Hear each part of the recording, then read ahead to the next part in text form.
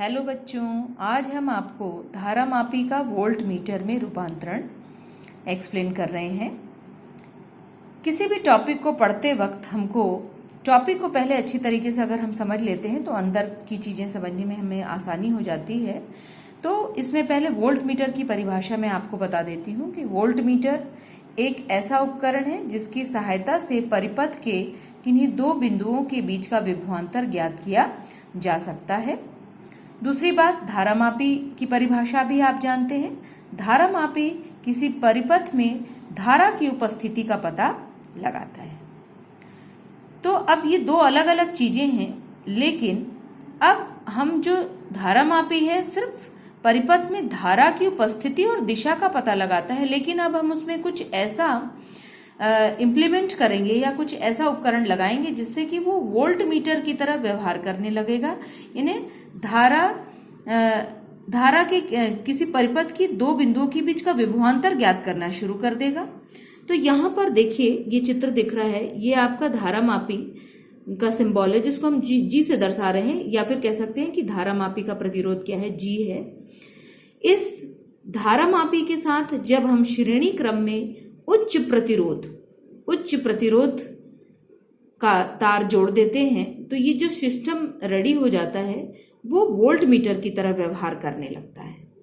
यहाँ पर देखिए, धारामापी में कितनी धारा प्रवाहित हो रही है, आईजी धारा प्रवाहित हो रही है। तो हमने क्या लिख रखा है यहाँ पर कि धारामापी को वोल्ट मीटर में परिवर्तित करने के लिए उसकी कुंडली के साथ श्रेणी क्रम में उच्च प्रतिरोध का तार जोड़ देते हैं। माना कि धारामापी की कुंडली का प्रतिरोध G है और श्रेणी क्रम में जुड़े प्रतिरोध का मान R है और प्रवाहित धारा IG, जो चित्र में आपने देख लिया है। परिपथ का कुल प्रतिरोध, तो परिपथ का कुल प्रतिरोध कितना हो जाएगा, इसका प्रतिरोध G और इसका प्रतिरोध R श्रेणी क्रम में है, तो प्रतिरोध कितना हो जाएगा, G प्लस R। बिंदु A व B के बीच विभवांतर को कैसे दर्शाएंगे, A व B के बीच का विभवांतर कितना है, V।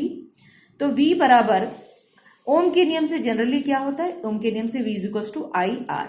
तो धारा क्या बह रही है, यहाँ पर धारा आपकी बह रही है IG धारा बह रही है, और जो R है यानी कुल प्रतिरोध क्या है, G प्लस R। तो समझ में आ गया, V equals to IG bracket में G प्लस R। इसको थोड़ा हम बढ़ाते हैं आगे। चूंकि V बराबर IG G प्लस R है तो इनको पक्षांतर कर दीजिए, IG यहाँ G प्लस R बचेगा और G को इधर शिफ्ट कर देंगे तो R का मान मिलेगा आपको V upon IG minus G। यानी जो आपने उच्च प्रतिरोध आपने जोड़ा है श्रेणी क्रम में, उसका मान कुछ इस प्रकार से प्राप्त हो रहा है। अब जब हम इसको देखते हैं तो हमको ये समझ में आता है कि जो AB के अक्रॉस में जो विभव है या वोल्टेज है, उसका मान अगर हमको ज्यादा चाहिए या ज्यादा है, यानी वो ज्यादा विभव को नाप सकता है, तो हमको प्रतिरोध का मान क्या रखना पड़ेगा, उच्च रखना पड़ेगा, क्योंकि दोनों क्या है, समानुपाती दिख रहे हैं आमने सामने।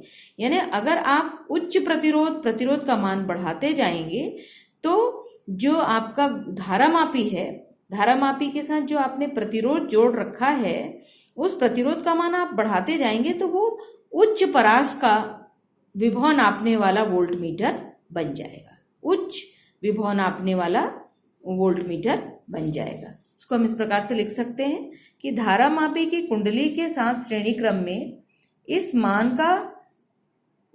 का प्रतिरोध जोड़ देने पर वह 0V परास के वोल्ट मीटर में परिवर्तित हो जाता है।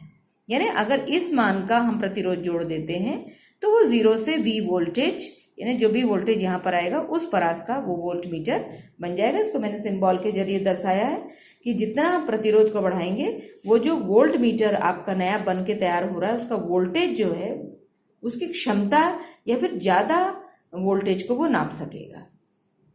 हमने लिख क्या रखा है यहाँ पे, अतः धारामापी की कुंडली के साथ श्रेणी क्रम में उचित प्रतिरोध का तार जोड़कर उसे वोल्ट मीटर के परास को बढ़ाया जा सकता है। थोड़ा आगे एक्सप्लेन करते हैं। वोल्ट मीटर का प्रभावी प्रतिरोध कितना हो जाएगा, जो आपको नया वोल्ट मीटर तैयार हो रहा है आपका, वोल्ट मीटर का प्रभावी प्रतिरोध RV is equal to G plus R, क्योंकि श्रेणी क्रम में जुड़ा है। दूसरी बात, अब हम इसको तीन मुख्य बिंदु हमको प्राप्त होते हैं यहाँ से, जो हमको याद रखना है कि विद्युत परिपथ में वोल्ट मीटर को हमेशा समांतर क्रम में जोड़ा जाता है। जैसे मैं चित्र में दिखा रही हूँ कि अगर किसी विद्युत परिपथ में आपको वोल्ट मीटर को जोड़ना है तो वोल्ट मीटर हमेशा जो है आप परिपथ में जिन भी दो बिंदुओं के बीच आपको वोल्ट मीटर ज्ञात करना है उससे आप समांतर क्रम में जोड़ेंगे। दूसरी बात, मिली वोल्ट की एक छोटी इकाई है। मिली वोल्ट की एक छोटी इकाई है, इसलिए मिली वोल्ट मीटर का प्रतिरोध सामान्य वोल्ट मीटर के प्रतिरोध से कम होता है। इसको आप समझ जाएंगे। तीसरी बात, एक आदर्श वोल्ट मीटर का प्रतिरोध अनंत होना चाहिए। यानी अगर आपने वोल्ट मीटर हमको लेना है तो किन्हीं दो बिंदुओं के बीच का आपको विभवांतर ज्ञात करना है तो इसके प्रतिरोध को क्या होना चाहिए, अनंत होना चाहिए। यानी बिल्कुल इसके बीच से धारा नहीं बहेगी, तभी ये इन दोनों बिंदुओं के बीच का विभवांतर ज्ञात कर सकता है। लेकिन ये आप याद रख लीजिए भले इस बात को कि एक आदर्श वोल्ट मीटर का प्रतिरोध अनंत होना चाहिए, लेकिन व्यवहार में यह संभव नहीं है। किंतु यह व्यवहार में संभव नहीं है क्योंकि इसमें वोल्ट मीटर के संकेतक में कोई विक्षेप नहीं होगा। अगर इसमें से धारा बहेगी ही नहीं तो ये विक्षेप कैसे होगा, इसलिए अनंत नहीं हो सकता व्यवहार में। किंतु हम ये मानते हैं कि एक आदर्श वोल्ट मीटर का प्रतिरोध अनंत होना चाहिए ताकि वो किन्हीं दो बिंदुओं के बिल्कुल सही विभवांतर को नाप सके। धन्यवाद।